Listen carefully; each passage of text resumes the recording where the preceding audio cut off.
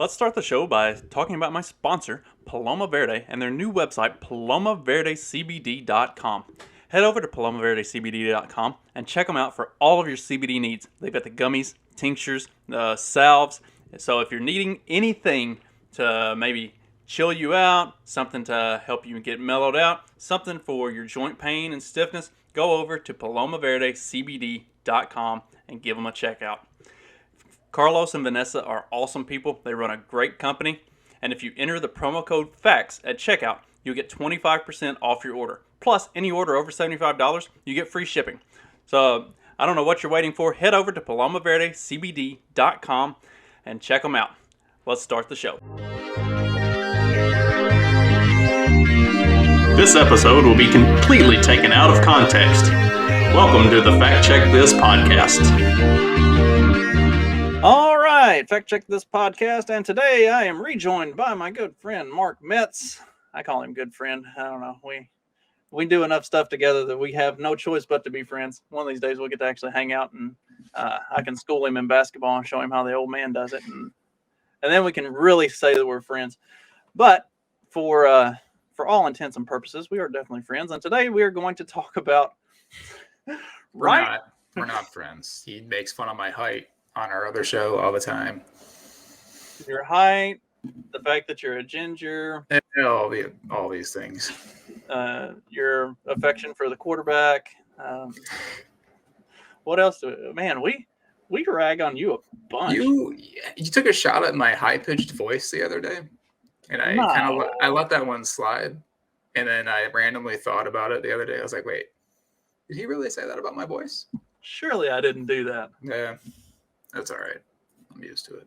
I don't remember doing that. It's very possible that I was drunk at the time. It was during our morning show, and you said this dude has a higher pitched voice than Mark. I was like, wait a second, and then you just like kept going, and I was like, hold up, can we go back to that part? So see, I didn't say you had a high pitched voice. I said this other guy had a high pitched voice. No, okay, it's one of those weird insult compliment things. I'm good at those. Ask my children. That's something that I specialize in. Oh, I thought you were going to say ask your wife, but you were about to, and you're like, I'll bring the kids into it this time. That's one of the shticks of our morning show is that I have to talk about killing my children at least once an episode, and I didn't do that today. So we're going to bring else them. was killing their children today, or attempting to. Yeah. Beating with hoses or something like that. All right, calm down. Can't get too far down that rabbit hole. We'll end up in a laughing till we cry again, and then just derail the whole episode. I would have guessed that Dag was like a proponent of peaceful parenting, but then he's like, grab the hose, right? Maybe that's why he got a vasectomy. It was because he was concerned that if he did have children, some of his more violent nature would come out. I mean, we did do the difficult people test, and it turns out that he's like extremely aggressive. Actually, I think aggressive was just the highest one on his list, even though his aggressive level still came in lower than all the rest of ours. That was the only thing that registered very high on his. Yeah, we got to delve into that in one of our future shows. All of our results on that. Speaking of aggressive and violent nature, today we are going to dive into the GOP's violent rhetoric that keeps getting worse and almost nobody is paying attention to, at least according to Salon. And everybody knows how much I like to. Actually, I do like to use Salon articles for stuff. I think, all right, and so tell me if you picked up on this as well. They do kind of get around to the point, and not the point that they're trying to make, that the GOP is like full of a bunch of violent psychopaths, but they do like make some good points while not meaning to. Like, that's the thing that I like the most about Salon is they are pretty they're pretty honest at times without intending to be. Like they tell the truth, just they don't realize that they're laying it out there. Yeah, these articles that we're about to get into were a bit of a chore to get through, but there's some nuggets in very strange ways, some golden nuggets in strange ways in these things. Which, I mean, like when they say that the right is becoming a little more the anti-democracy, is like, it's not necessarily the way that you're framing it, but that could be true, and I'm here for it. Well, like the really crazy thing about this article is all of the things that like here in the little tagline for the headline, it says that the CPAC Senator Rick Scott essentially called for eliminating leftists. Yeah, they made Rick Scott sound way more based than what I know about Rick Scott. Armed Republicans understand what he means. Like, this is all them reading like way into stuff that these like complete pansy fucker GOP CPAC speakers are not saying or meaning by any means. Like, they are the most spineless sons of bitches on the planet. There is absolutely no way that they are intending this as a call to violence. And the people who are actually paying attention to the CPAC are not reading that into any of this stuff. But like they have dedicated a relatively long article into looking at how the GOP has all this violent rhetoric. Yeah, it was very strange that they led with Rick Scott as kind of like the person to like revolve this whole article around, like some speech he gave at CPAC. Like I read the portion that they put in here, obviously, and it's something that you might hear at the GOP convention too. Like I don't see why they're so freaked out about what Rick Scott said. And Rick Scott is, I mean, like you said, he's a neocon, spineless coward. This is not people who are a little more far right look at as anything close to serious. Yeah, so here I'm just going to read Rick Scott. We survived the War of 1812, the Civil War, World War I, and World War II, Korea, Vietnam. Stop. Did we survive the Civil War? Did we? Did we? That's questionable. Korea, Vietnam, and the Cold War. But today we face the greatest danger we have ever faced. The militant left wing in our country has become the enemy within. The militant left has now seized control of our economy, of our culture, and our country. The woke left now controls the Democrat Party, the entire federal government, the news media, academia, big tech, Hollywood, most corporate boardrooms, and now even some of our top military leaders. They are destroying just about everything they touch, and they've got their hands on everything. This is not the time to be timid. This is the time to be bold. Our nation's future can be bright, but we need a plan to take this country back. I warn you before you read it, though. This plan is not for the faint of heart. It will trigger a lot of people. Based on how Democrats are attacking me this week, I'd say we've hit the bullseye. In their new socialist America, everyone will obey and no one will be allowed to complain. If you do speak up, boom, you'll be canceled. It's time to take our country back. And I'm here to tell you, the American people are going to give a complete butt kicking to the Democrats this November. All right, so I am still looking for the part of that. There.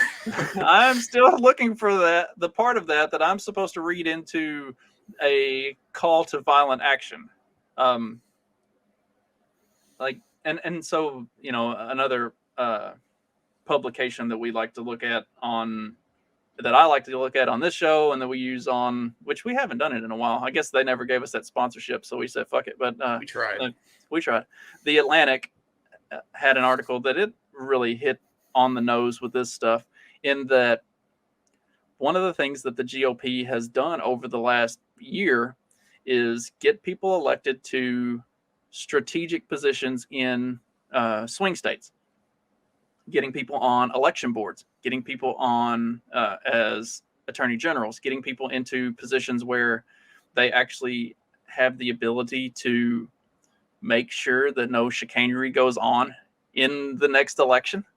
And that's an assault on democracy, to have someone democratically elected to a position where that they can give oversight to an election. That's Yeah, it's that thing where it's like populism is dangerous to democracy when populism is like literally hyper-focused democracy. Yeah.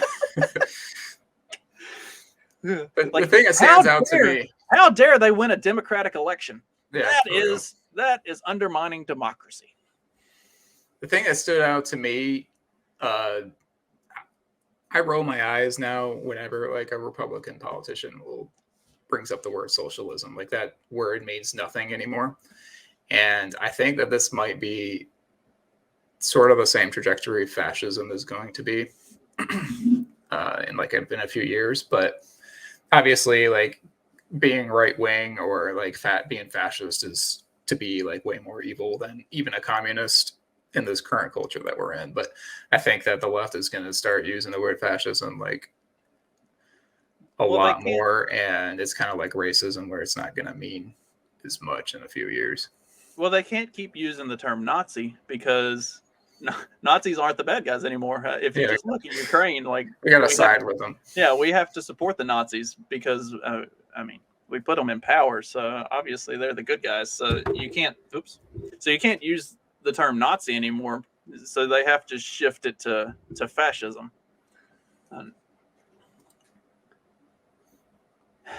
And like the really, I don't know, like the dumbest part about this whole article is the complete tone deafness of the fact that we all sat through the entirety of the Trump presidency, where they were like literally assaulting Rand Paul and his wife, where they went through the summer of love. Yeah, the summer of love of 2020. Like what was the Republican congressman who got shot by? A baseball field was shot up by a Bernie staffer, right? Or not staffer, but campaign staffers. So. How many instances of some like off the rails GOPer are there of them going after woke leftist senators or congresspeople or what have you? Like, are there any examples of that at all? I don't know of any. Like they always got to fall back on January 6th. That's what I was going to say. Like they keep bringing it back to January 6th, but like anybody with half a fucking brain has watched all of the videos from January 6th, and you watch as they literally open the gates and let the people in, and it's a guided tour of the Capitol. Like they're walking around with Capitol Police almost the entire time. Like, oh yeah, okay. There was like a small group that had the chick that got shot. What was going on with that? I don't know. It's hard to tell from different camera angles and stuff. Whatever. But that was mostly violence against someone that they're calling or wanting to fit into the box of the violent extremist, right? Like she was killed by a Capitol Police officer. Right, and I'm not aware that I saw anything that she actually did that would have been classified as violent. Like, I don't know. That's the dumbassery of it. Is they go through and they talk about all this hypothetical violence that's being insinuated and pushed by the GOP and the right, and completely ignore all the actual literal violence that has been actually literally carried out by the left for the last 5+ years. Yeah, and it's dumbassery, like in one respect, but in another, it is like a flex of power. Like they can get away with saying this, and it's demoralizing to those of us who hated like all this leftist violence that's taken place over the past few years. And it's also like I said, it's like a flex of power. They can get away with saying this stuff because of corporate media and culture at large. Let's see. Then they talk about this eliminationists. What did you think about that part? Yeah, this was a first time I've actually heard this term before, which we'll probably start hearing it a lot more now. They relate it to Tucker Carlson's Great Replacement, which is another thing they've actually like admitted to before. Is like they want to bring in immigrants from the South and set up a one party rule. Like it's not some sort of conspiracy theory. Right, this is actually part of their game plan. Like they make it sound like Tucker Carlson is some like out there in the ether crazy bastard for saying stuff like this, when it's actually part of their game plan that they have openly discussed and talked about. Yeah. When in reality, like Tucker Carlson is getting a lot of heat right now from the GOP establishment. Like they're lumping the GOP establishment in with Tucker Carlson when Tucker Carlson has like been the one lone guy on Fox News or anyone who's like mainstream Republican who's been actually good or even neutral on this whole like Russia-Ukraine stuff. So they're lumping like these spineless coward GOP people in with the one guy who's been good. And there is a lot of failure to distinguish between like really establishment type GOP, like the completely spineless GOP that I absolutely hate, and the ones who are legitimately good on stuff, because like they lump them all together, not seeming to understand that those completely spineless GOPers are mostly on their side. Like there's not that big a delineation between the Democrats and the neocons, but they want to they're lumping them all together, and that's really weird to me too. And I'm guilty of like referring to the left as like the left at large and like lumping a whole lot of people in there, including neocons. But like I know the difference between Obama and like AOC or Ilhan Omar, right? Like Republicans called Obama a socialist for years and years, and really he was just a crony corporatist who listened to everything the deep state told him. But you have actually like AOC and Ilhan Omar, like relating this back to like the Ukraine Russia stuff. Like I disagree with them on pretty much everything, but they're actually maybe being more logically consistent with their worldview than someone like Obama or Hillary would be. And like the GOP establishment is like referring back to Rick Scott, like they're guilty of referring to Nancy Pelosi as a far leftist. Like, no, she's also a corporatist. See, I think that brings up an interesting point, because I think in reality there are so we're going to leave libertarians out of this entirely because they're irrelevant. Yeah. And if you're listening to this and you're one of my libertarian friends, I'm sorry. For all intents and purposes, especially for this conversation, that's just the hard reality that you got to live with. I mean, I came to grips with it a long time ago, so you probably should too. There are three very distinct groups that you're looking at here. You have the like extreme far, I hate to use that word, the extremely far right. And by extremely far right, I don't mean like the white nationalists and the stuff like that the mainstream media means. I mean like the ultra nationalistic, like your America First, right? Like you have MTG. Yes. Queen. Yeah. Your future wife. I think she is married, so I'm not one of those people that likes to steal people's wives. Oh, well, I tried. But yeah, so you have like that segment of the right. And then you go the complete polar opposite end to the left, and you have like the super uber progressive, ultra woke psychopaths. And then you have all of this big group in the middle that includes everything from Rick Scott to Nancy Pelosi. And those are the ones who, as we've seen for, like, I don't know, 100 years, like those are the ones that are actually running shit. Like, okay, the Democrats in office, Democrats hold the House, Senate, and presidency right now.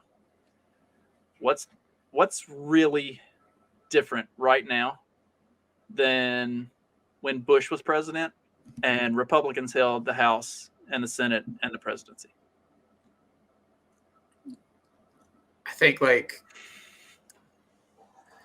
there's like more like lip service maybe paid to like these woke causes, then maybe like Bush is completely a loser. But I think there is something to say to enabling certain behaviors by. Let's transpose it, because we do have about a 20-year gap. So there are things that have societally changed. If you took a Bush presidency of Bush with that Congress and transposed it onto 2022, would there be any difference? Yeah, I mean, he ran on compassionate conservatism, which was like sort of this like tolerance for more alternative lifestyles and whatnot. So it'd be hard. You'd be hard pressed to see much of a difference. That's like maybe in 2002, you didn't see the lip service, but if you fast forward that 20 years, where it's more of a societal norm, I would almost 100% guarantee you the Biden presidency of today and the Bush presidency of 20 years ago would be fucking identical if you transpose them between years. Yeah, I don't disagree with that. But that's that's the reality that we are living with. And for whatever reason, nobody, I don't want to say nobody, the corporate press and everything tries to pretend that there's actually like this separation, that there's actually this difference between that gigantic middle group that doesn't exist. Like, it's all semantics and talking points and messaging and bullshit. Like, there's no real substance dividing those. But like Salon has to run as this like psychotically uber woke thing that paints anybody who's right of Joe Biden as like this psychotic alt-right ultra-nationalist, neo-fascist, when that's not even like we said at the beginning, like Rick Scott is not is not that. Definitely not. Is Rick Scott in the Senate? I don't know. He used to be. Yeah. Is he still? I don't know what he does anymore, to be honest. I don't know what any of these fuckers do anymore. They all just exist for eternity as political figureheads, whether they are actually in office or not. They always exist in some position. Is basically the way it works. I mean, who did I talk about that with not too long ago? Like that is always the way it works. Alan Mosley of It's Too Late. So he and I did a live stream a couple weeks ago, and we were talking about that. Like you always see it. There's a mayor in like where he lives, who was a young, like super woke progressive type, and he got elected for that alone. And he's not going to get a second term, but he'll go on to do something else with the Democratic Party because he's young and energetic, and he checks all the boxes and hits all the talking points, and so he will lose his next. Actually, he's not even going to run for re-election because he knows he's going to lose. So he's just moving on to do something else with the DNC, and that's the way the way it is with all of them. Like, Mitt Romney was the governor of Massachusetts and then went on to lose in his presidential campaign, and somehow now he's a senator from Utah. Utah? Like, what? What? Is he from Utah? Like, no, he's Mormon, so he fits in there. Yeah, that's some bullshit. And that just shows the fucking ignorance of the average voter, that this guy, who was possibly the worst presidential candidate that the Republicans could have picked. I mean, it was fucking Obama light. And then he loses terribly, relocates, and then you elect him to another office. What the fuck is wrong with the Republican voters? Like, just because the guy has an R next to his name doesn't mean you should vote for him. Sometimes it's better to see that, and that's where maybe we delineate, because I don't I don't particularly care. I think if a Democrat wins in some races, that's a good thing, because that tells the Republicans, hey, you're really fucking up here. Like, if if your voting base won't elect the guy that you're trying to run, maybe you should reconsider who you're running and how you're going about doing this. Like, I think there's a like a foundation set up. I mean, in a lot of these red states, but in Utah, like especially where the GOP is just like so entrenched there that the candidate that they get behind, which they got behind Mitt Romney, was going to win no matter what. And this speaks to, like you said, not just your normal like Republican Utah voter, but also to just the money that goes in to that particular race, I guess. Like someone primarying Mitt Romney in Utah is just not, like they don't have a whole lot of weight behind them, unfortunately. And this is why like Trump was so like the GOP like fought against Trump for quite a while in the primaries, and it didn't work. But I mean, that's like the exception to the rule. To this day, Trump is still not popular with the mainstream GOP. Like, that's the populist movement that got him elected and that has kept him popular with the Republican Party is not. It's not a. There's not a lot of connection to like the GOP that Salon is talking about in this article. Yeah, and this speaks to probably Trump's biggest failure is just filling his cabinet with people who hate him and hate his cause. Maybe not his cause, the people who voted for him's cause. Like, it's probably the biggest mistake he made. I mean, you throw in like Pompeo and all these other clowns, Jeff Sessions, into your cabinet. Like, what do you expect is going to happen? Right. You like all of the people who spent a year fighting tooth and nail to keep him from getting the nomination, and then these are the people that he gives cabinet positions. Like, it's. And I mean, it's like John Bolton's stuck around through several different administrations, right? Like, it speaks to what you were talking about earlier. Like, he's going to find his way in to the swamp somehow, and he did in Trump's cabinet. Yeah. Shit. How many of these? Who's the one that is the one that was talking about the labs in Ukraine? We talked about her on the morning show a couple weeks ago. Newland. Yes. She's been around since Bush. Like, she has bridged the political gap, and she was there during the Bush administration. She was part of getting us into the war in Iraq, and she stuck around through the entirety of the Obama administration and helped make sure that we stayed in all the bullshit through all of that. She was there during the Trump administration, and she's still there with Biden. Like, if you can't look and see that they're all the same fucking players in the game, regardless of if it's an R or a D in charge, like, how are people this stupid? I don't know. I'm going to tiptoe around this a little bit, but there is a small little country over in the Middle East. There's a very strong lobbying influence over here in this country.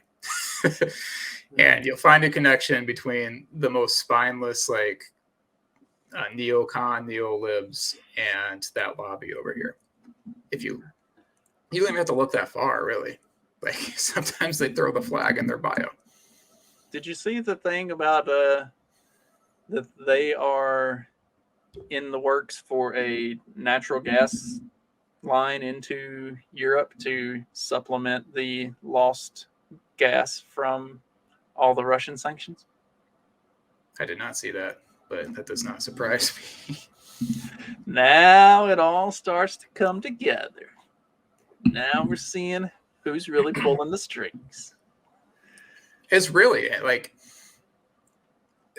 these GOP clowns, and combined with like the neo-lib, the people that we're talking about, like that major like center establishment that runs our country more or less.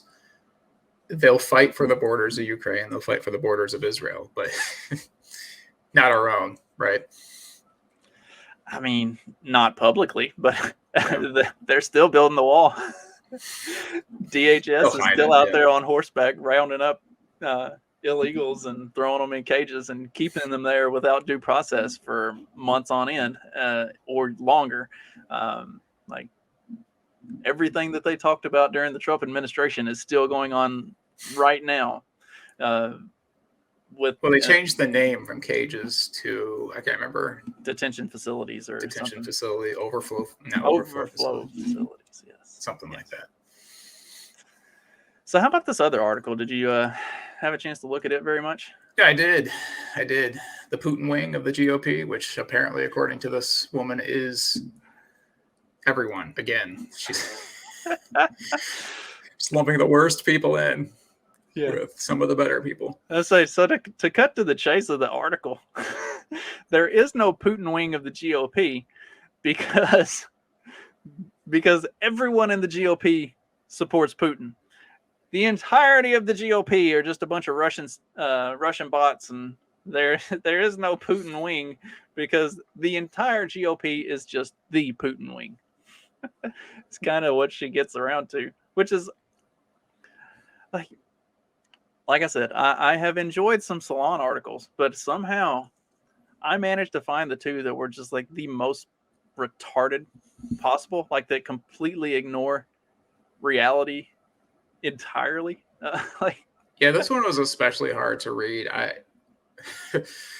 don't know if it's like her. Obviously, the stuff she's saying in here is ridiculous, but like her writing style also was like super annoying. I don't know if you caught that. Like she just seems super whiny. I guess I'm just used to it with Salon. Like, yeah, a lot of their writers seem to be super whiny. So maybe it just didn't register. It's a leftist thing. See, I'm gonna lump them all in together. They're all whiny.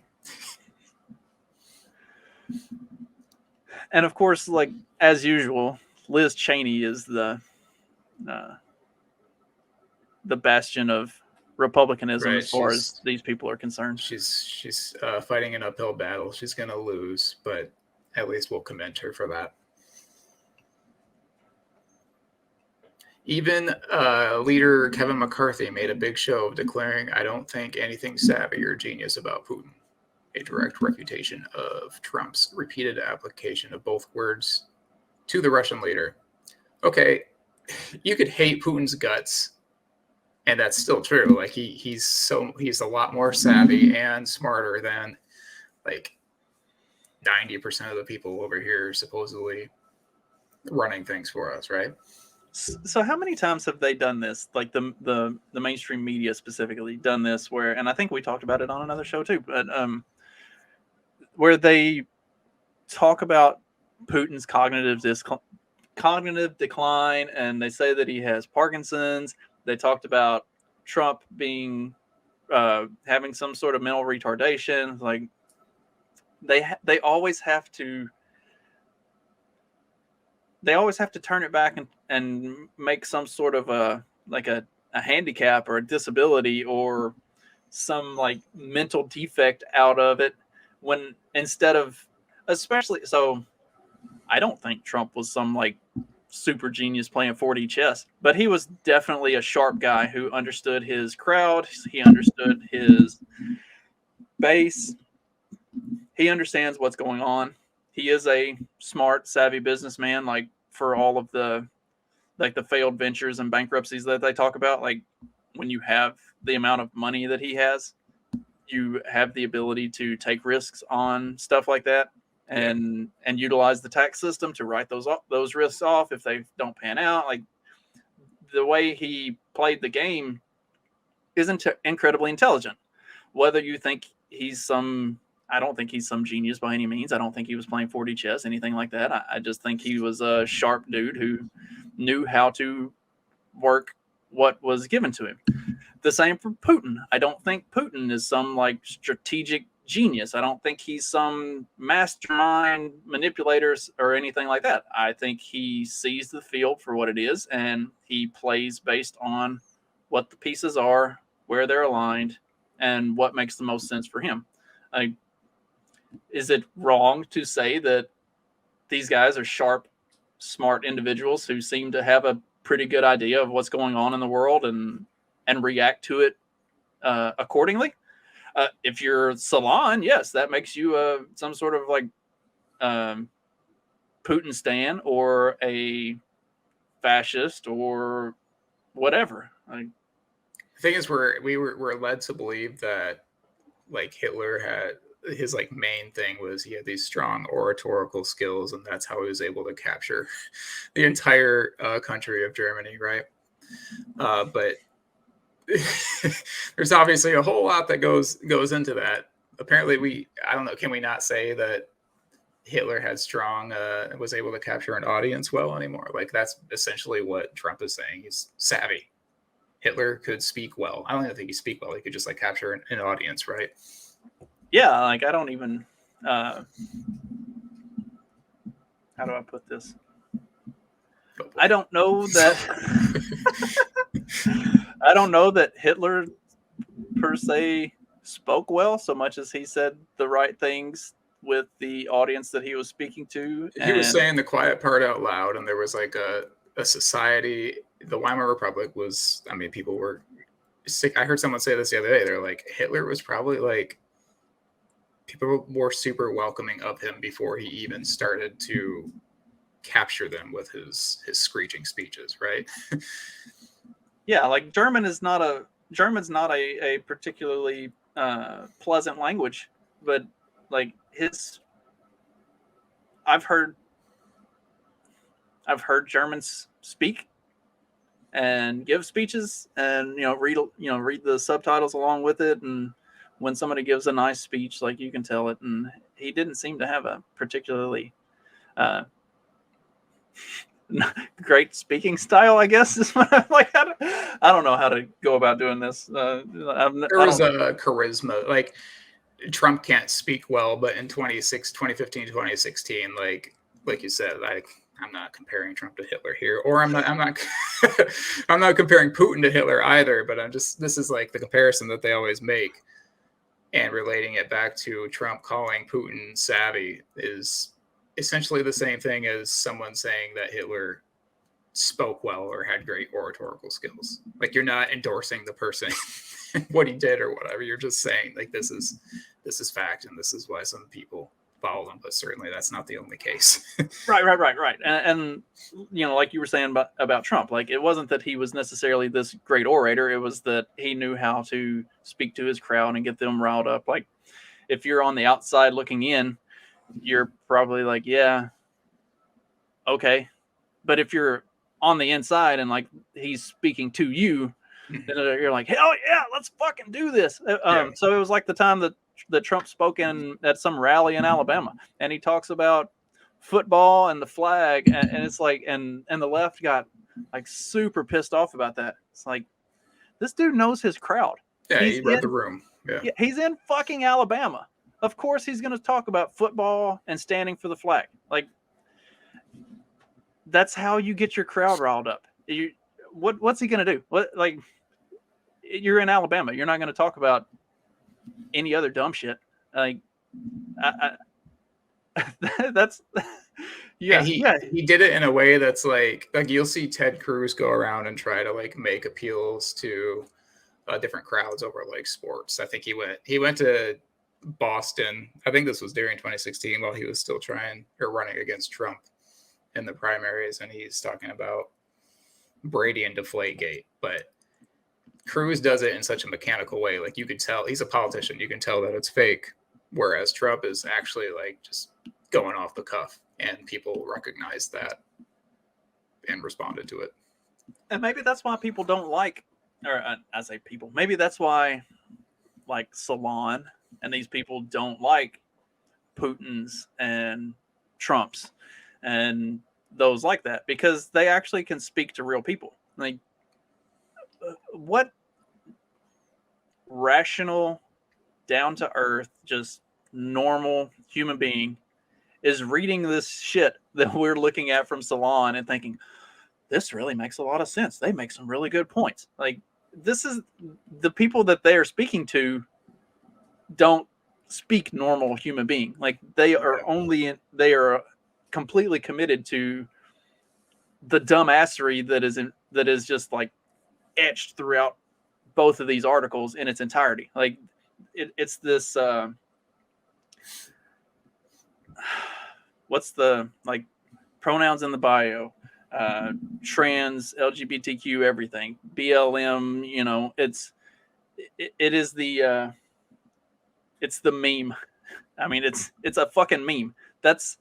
They are talking to woke meme society with these articles, and they can't connect with normal human beings who don't think about everything in that incredibly radicalized fashion.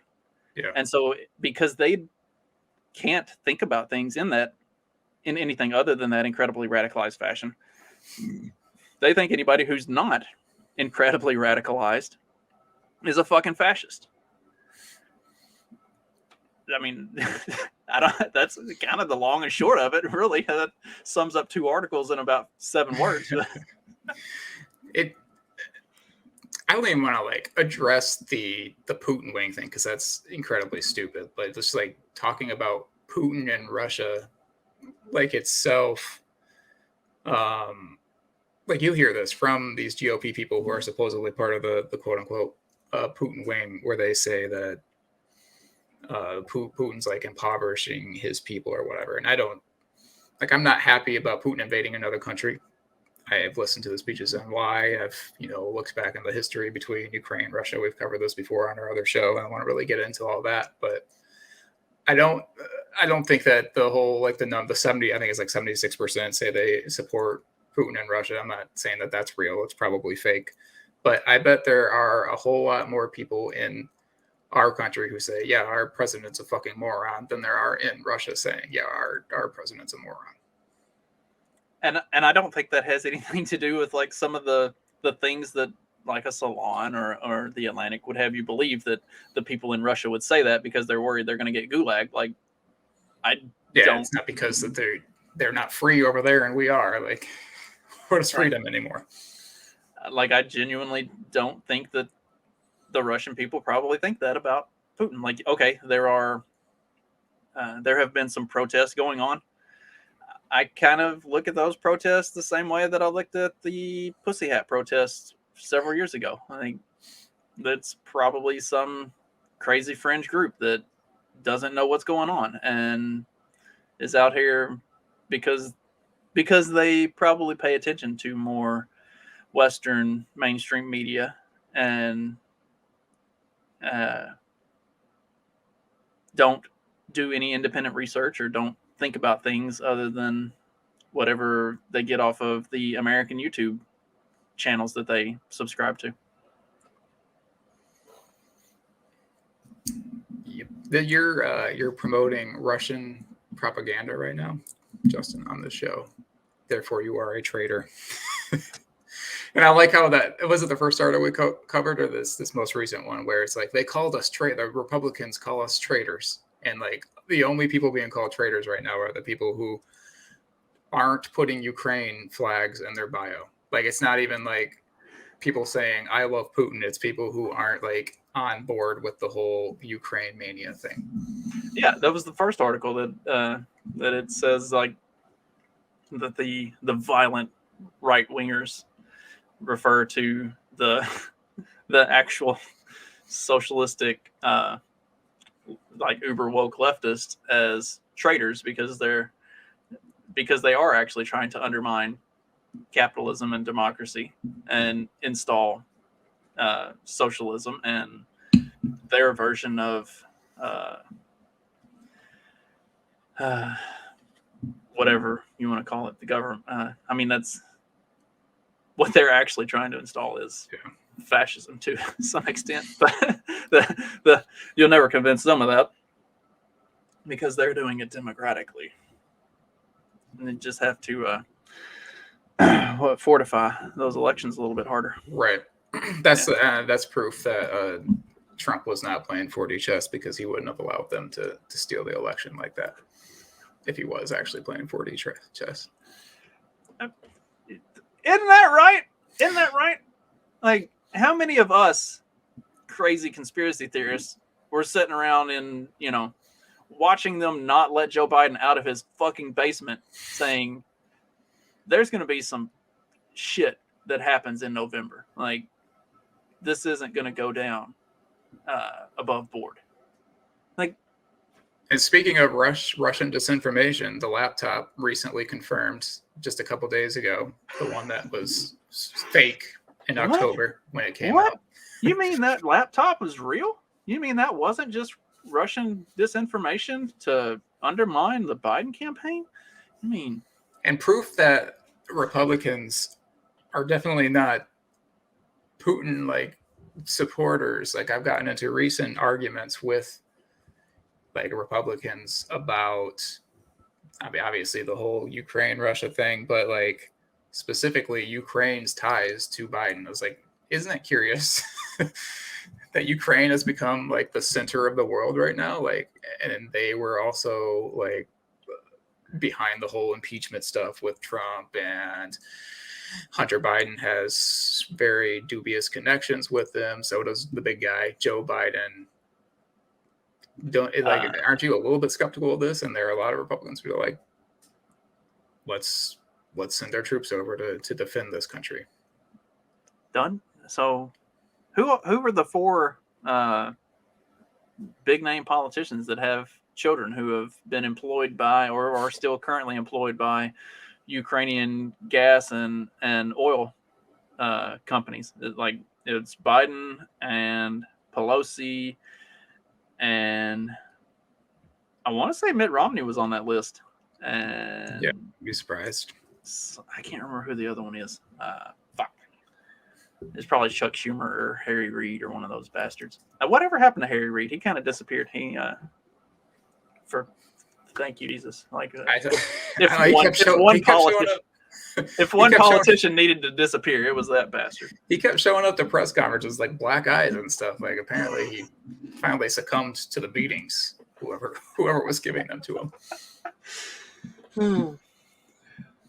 And it's like, this shows like the whole like binary world that we live in. Like, if you're not all on board with Ukraine, then you're anti-Ukraine, pro-Russia or whatever. Like, I admire the actual Ukrainian soldiers who are fighting for their soil, right? Like, not the fake ones like the Ghost of Kiev or that woman holding the airsoft gun. Like, the actual soldiers that are fighting back against the Russians. Like, I admire that.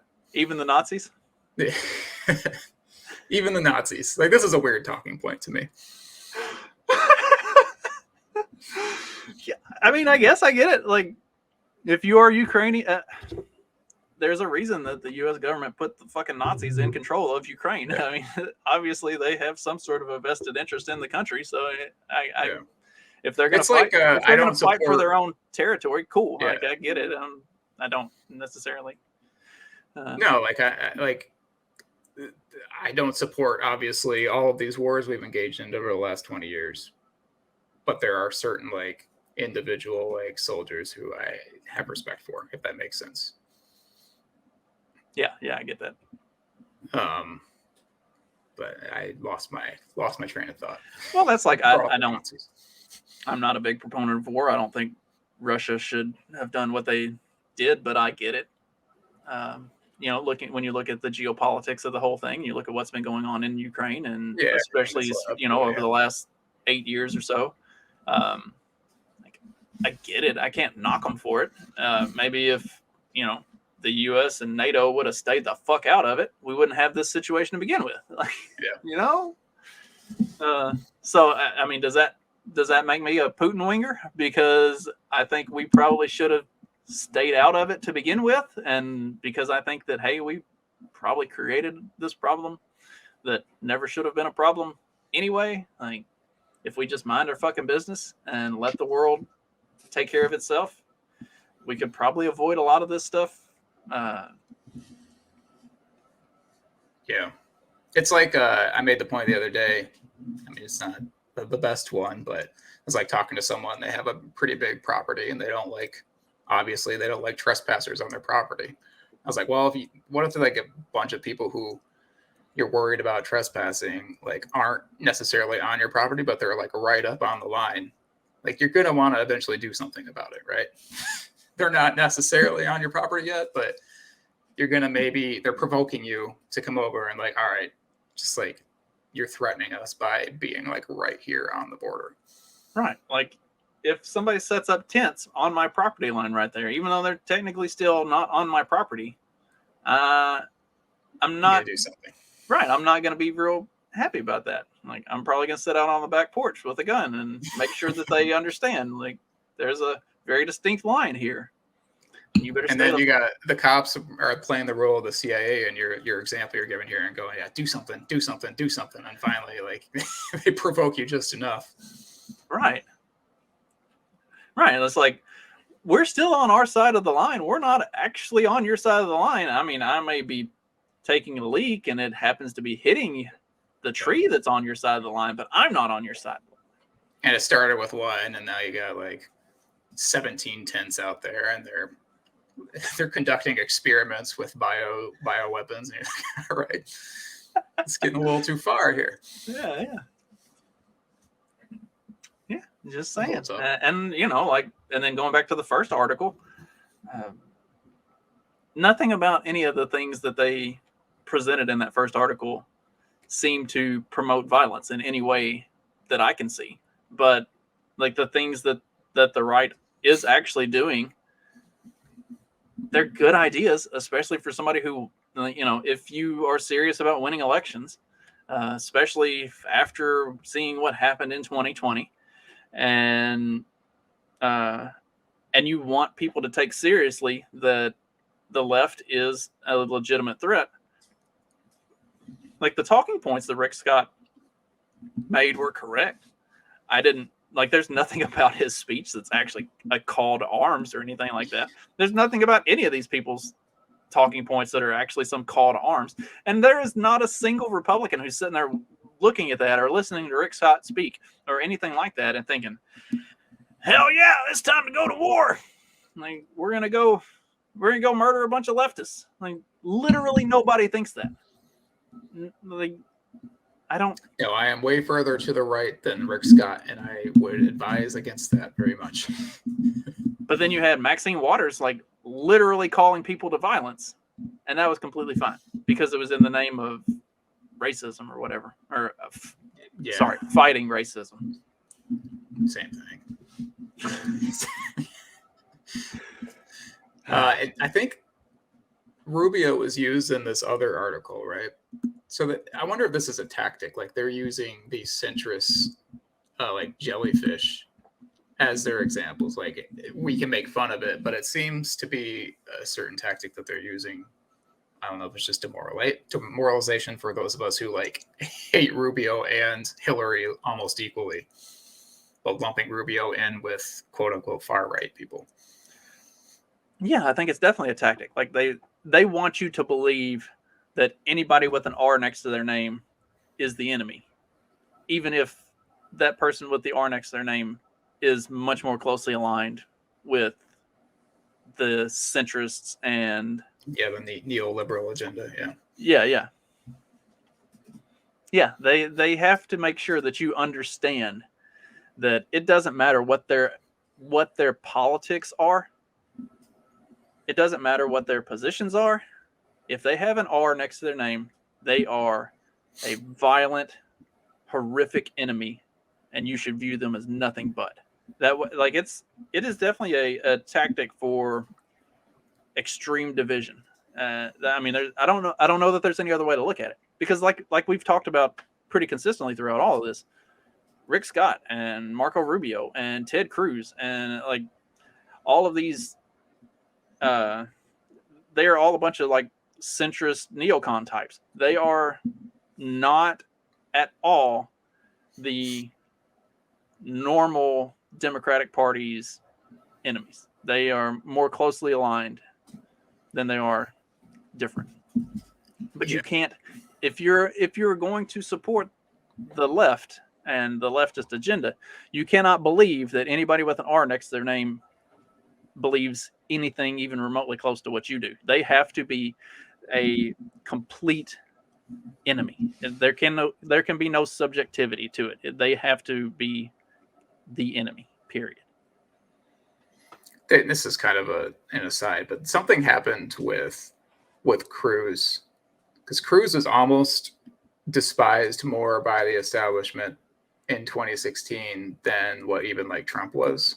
Like they hated Cruz as well. But it seems like he's gotten, which this is exactly what Washington, D.C. does too, but he's gotten squishier over the years as well. I mean, you look at like Dan Crenshaw. Oh, God. And he seemed like he was pretty good, when he first got elected however many years ago. And now he has proven himself to just be fucking reincarnation of John McCain. Yeah. If he's even that good. Yeah, nah, this dude's awful. What are you doing, Texas? Yeah. Squishy. Definitely not pro-Putin people. Neither are anybody mentioned in that article. Or, I don't know, like anybody who's like, rah, yeah, Putin, come over here, take over America too. Like it's not, they just want to make it so black and white, like we've talked about. Yeah. There is no room for shades of gray in this progressive agenda. Like it has to be, it's us or them. And if you are not definitively us, then you are definitively them. Never mind that most of who they would qualify or classify as us aren't actually. There's a lot of us and them in that sentence there. Yeah, but I mean, you know what I'm saying. Like the people that they would qualify, the people that they would say are a part of their us group, really aren't. It's it's that three distinctions that we talked about. Like they want everybody who's way over here to the left. They think all of this big middle section that aligns, Joe Biden left is part of them, even though they're not at all. And so they can't, for some reason, they can't draw that line that, those people aren't actually you either. Like, what was it? BLM? BLM's Twitter has called that out a few times. Like the fact that the Biden administration and the Democrats are not actually on board with all of the things that they proclaimed to be during the 2020 campaign. Yeah, I think the people that run the official LP account also run the BLM account. This is my theory. Yeah, you might not be far off. Well, you got anything else to add to this? I think we've pretty thoroughly covered a couple pretty thoroughly awful articles. Yeah. See, we're 0 for our last 3 because the last article we covered was that one about banning books. That one was pretty awful too. I wanted to ban that article for how bad it was. Was that one a Salon article too? I might have to go back to the Atlantic and get away from Salon. Salon is really striking out here. Imagine that. This I think it was the second article. The lady's book made me laugh. The book title. Do you still have that? Oh, where you can find it at the bottom of the article. Yeah, let me pull it back up. I thought they were naming like 3 different books that she wrote, and I realized it had like a title, a subtitle. I don't know what the second or the third thing is after a subtitle. If that even exists, but it seems that whoever's in charge of her marketing should have told them like you need to keep it short and make it something that's easily Googleable. Troll Nation. How the right became Trump-worshipping monsters set on rat-fucking liberals, America, and truth itself. I might have to get that. Yeah. Let's do a review of this book. Do a review of that. Don't make me read that whole thing. Oh, since I've run, okay, we're going to close on this. I've run it a couple times for or a couple of Dennis Leary clips for our morning show as intros. We had the one from Demolition Man, where he was giving the speech on wanting to run naked through the street, covered in green jello or whatever. And then there was the other one that was like the racist buzzword tirade from Rescue Me. Well, so several years ago, I bought my brother the book Why We Suck, which is a Dennis Leary book. And it is fucking hilarious. Now, my brother refused to read it because he is extremely Republican. And a lot of it is critical of Bush. And so he wanted nothing to do with it. So he ended up, I got the book for him and he ended up giving it back to me. So it is absolutely hilarious. Like, you should get that and read it. And we should do, especially like, since it's, 20 years later or whatever, we could definitely review that one. Cause it is so on the fucking nose. Like all of cause he calls out both the right and the left for the crazy bullshit. It is brilliant. That's one that we could definitely review. And so for anybody who's listening and has stuck with us through these 2 horrible Salon articles and is still sticking around to hear the end of this, go check out Why We Suck by Dennis Leary. It is hilarious and wonderfully written, especially coming back and revisiting it like 20 years later. It's brilliant. Check it out. Well, if you got nothing else, we will get out of here. Be sure to check us out on the morning after every Monday, Wednesday, and Friday, 7:30 Central, 8:30 Eastern in the AM, because we do a morning show in the morning, unlike other morning shows that are like midday or some shit. And beyond that, I will be back on Wednesday with another episode for something that I haven't thought of yet, but I'm sure I'll come up with something pretty good. I might yeah, he'll tweet something out on Tuesday afternoon and be like, hey, anyone want to cover this with me? I'm actually working Tuesday, so I'll have to put something together before then, but we'll see how it works out. Anyway, in the meantime, hope everybody has a great rest of your day, great rest of your week, and I will be back on Wednesday with another episode. Art, thanks again. Thanks for having me on.